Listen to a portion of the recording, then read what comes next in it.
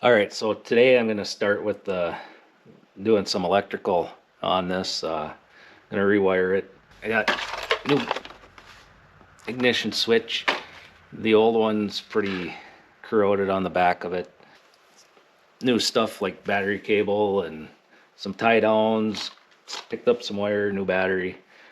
We'll have to wire in for the clutch, and I still need to make a bracket for that, but so this thing's got a fuel pump mounted right here. So I will wire that into the ignition so that when I turn the ignition switch on, it will start the fuel pump.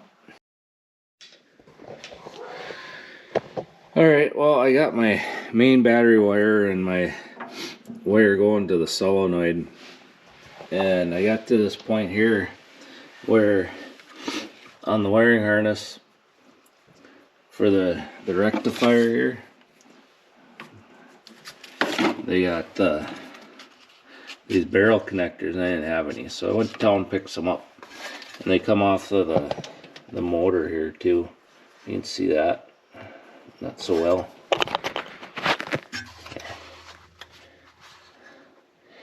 There's a couple barrel connectors there. And when I was in town, I was at O'Reilly's, and of course I picked up some heat shrink barrel connectors here that come like that. But then I found, because I gotta splice two of these wires together, that I don't look for this stuff very often, but I found these. They're made by Dorman, and they're actually made to splice two wires together for, so you can have your one wire coming in and then two wires going out. So, and they're all heat shrink. That'd be kind of handy. That's a good deal.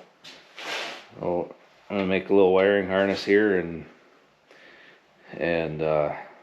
for this would be for the fuel shutoff solenoid, and then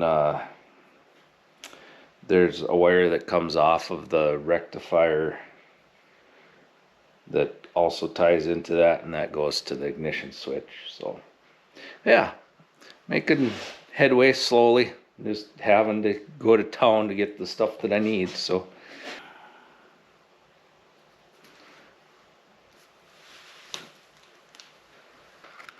it does say on the back here too, for what the sizes are, the blue end and then the yellow, and each one of these is marked blue and yellow. Each end of the barrel here is of course the size that they're for. So the yellow end is for your 10 to 12 gauge wire, and then this is for your, 12, 14 to 16 gauge. So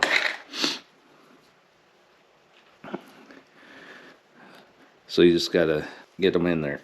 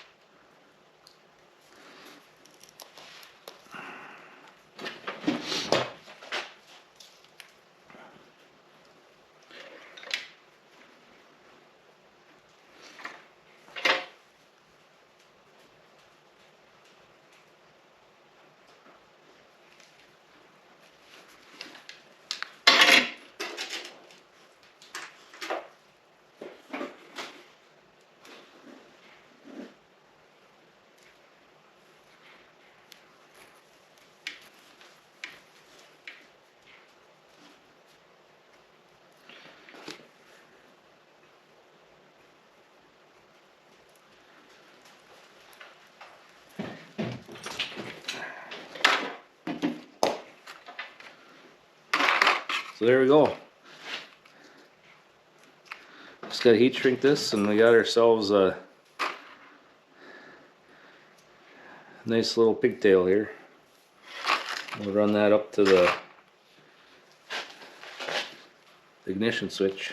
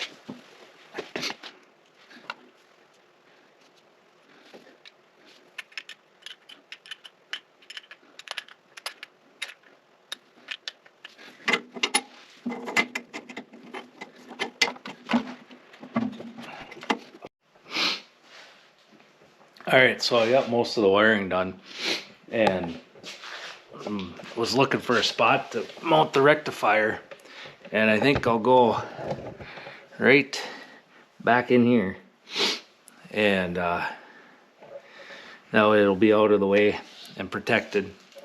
But I got one hole drilled here, and I'm drilling through this, I think it's 3/8 plate here, and I was looking at my drill bit. If I punch through there, it might go into the oil cooler, and like, how am I gonna keep that from going all the way through? I mean, I could shorten the drill bit up, but well, just take a few nuts and put on here. And that seemed to work pretty well. So now I don't have to worry about when I punch through going into the oil cooler.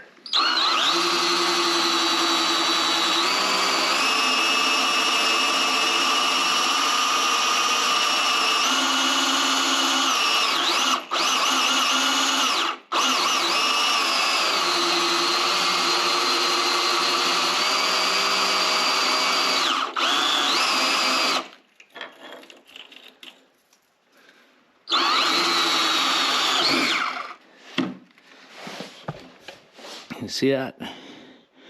No worries. I like it. So we'll get this mounted, and then I can finish tidying up the wiring. I got, there's all my wiring connections back here. There's battery cable and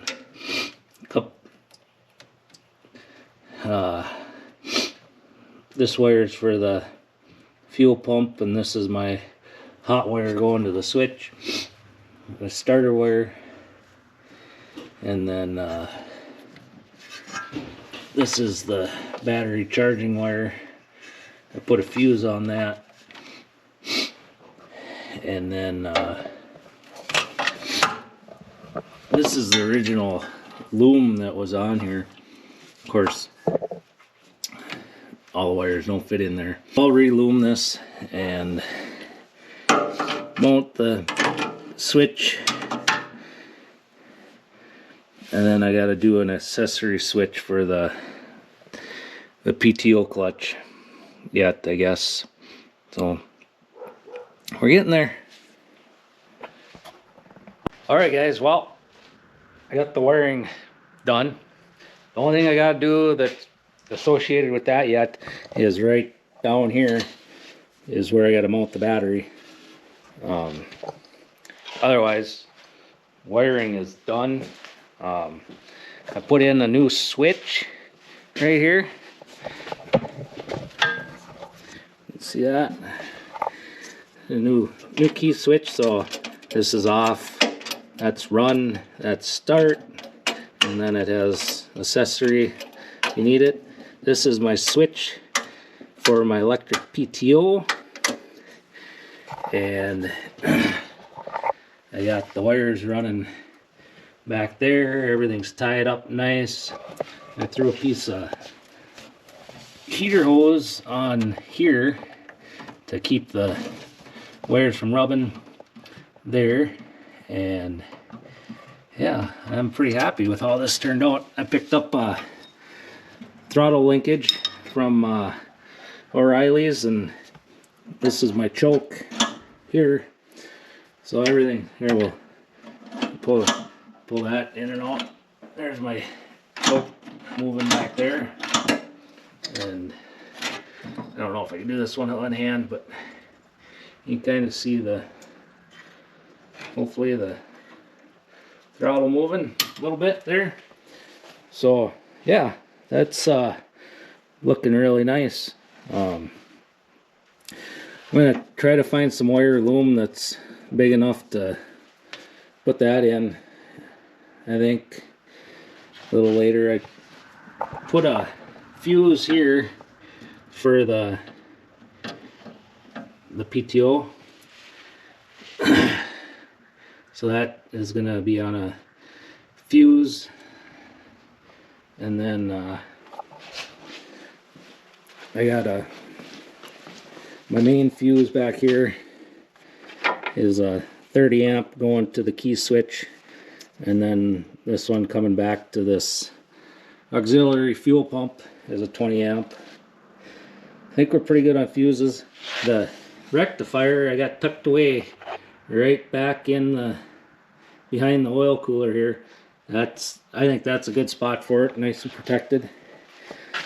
My hydraulic hoses are all hooked up. So yeah, it's starting to take shape. Kind of running out this weekend to work on it, and I ain't gonna have time during the week, so probably be another weekend project to finish it up. I do have a roll cage for this, but the ground is still frozen, and it's froze to the ground right now. So hopefully by next weekend I can get that out and maybe get that mounted on here too before I get too far along. But